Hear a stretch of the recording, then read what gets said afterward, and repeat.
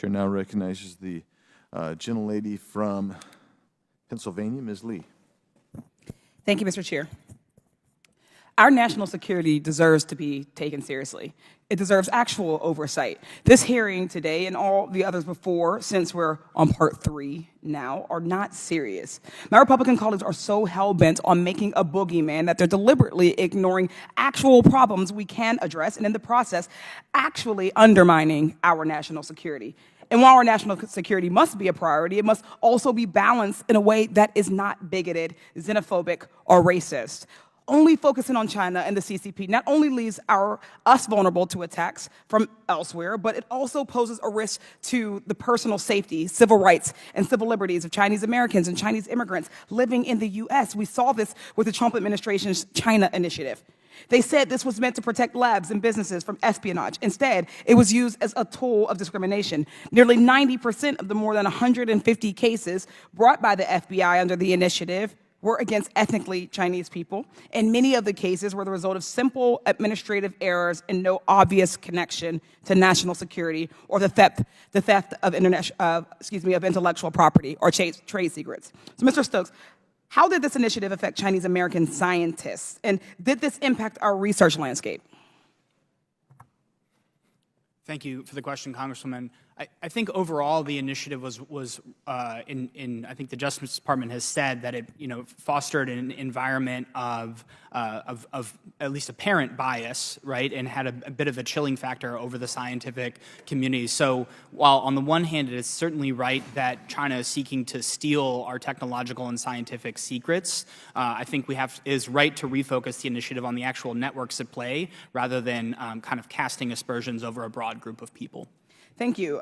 It's giving major HUAC fillings right now. This was just McCarthyism in a new form. Under the initiative, scientists falsely accused of having ties to the CCP had their lives upended and their careers compromised. But Republicans want to bring back the China initiative. In fact, House Republicans recently passed a bill that would do just that, though under a slightly different name, the CCP initiative. Mr. Stokes, with changing the name of the China initiative to the CCP initiative without any concrete changes to its implementation, make it more effective at uncovering efforts to steal U.S. intellectual property? I think the name does matter, but I think as you indicated, what actually goes on under the auspices of the initiative matters just as much, if not more. And again, because of the scope of the threat, to be able to be focusing resources on areas that aren't where the threat is actually emanating from, I think means we'll miss some of where the threat is actually emanating from. And so to the extent that you can revise the initiative to focus more on the real networks at play, it would be both more effective and more consistent with our values. So the assumption that a person is more likely to be a CCP spy because they're Chinese or because someone might think they look Chinese is incredibly harmful, and we've seen it happen in this very committee.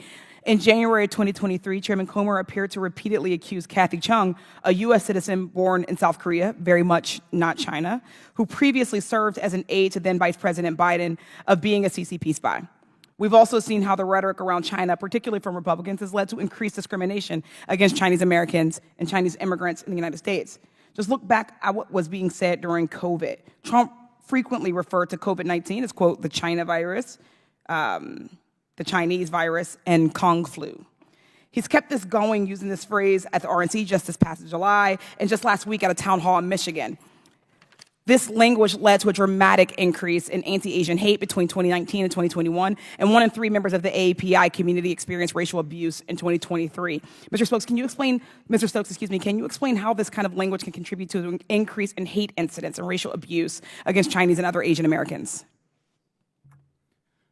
I would say, in general, the President of the United States has an immense agenda-setting power, and so to use language of that nature does contribute, and in certain cases may, even enable people to take, bias and racially motivated actions. But again, I think, at least from my expertise, that about how it relates to strategic competition with China, the fact that we can be an inclusive, diverse society that's governed by the rule of law is something we have that China doesn't, that is an asset that we should work very hard to retain. Thank you. I appreciate your comments.